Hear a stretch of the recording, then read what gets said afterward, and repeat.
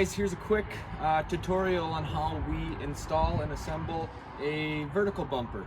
We have a lot of customers that buy this part. They question how do we install it, how do we put it on. Really quick, you can put this vertical bumper on this whole truss side. We make that so it's pretty infinite depending on what you're doing, protecting your boat alongside or you're tying your boat up. But what I'm using here is a cordless impact with a 3/4 inch socket for all 1/2 inch hardware. Another tool that can be really handy in installing these is a vice grip, especially if you don't have that impact, so it doesn't allow these bolts to spin out. But you'll see in this video, they're super easy, super quick. I'll take this one off and then put it back on.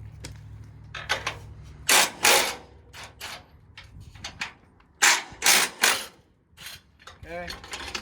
So you don't have to take apart anything. You'll see that we put spacers on here, which allows us to either put them onto one of our 2 dock lines, or it makes them a little bit universal. So if you are assembling these onto a different brand dock, you can easily add or remove washers. But I'm gonna pick a spot. I'm gonna go in here, and it works like a sandwich plate. And I'm just gonna get it up to the spot where I think it's gonna go, and you can make minor tweaks.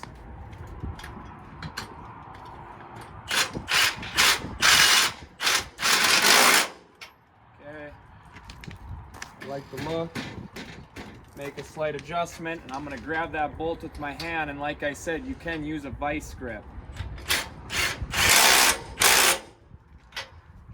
That's an assembled vertical bumper.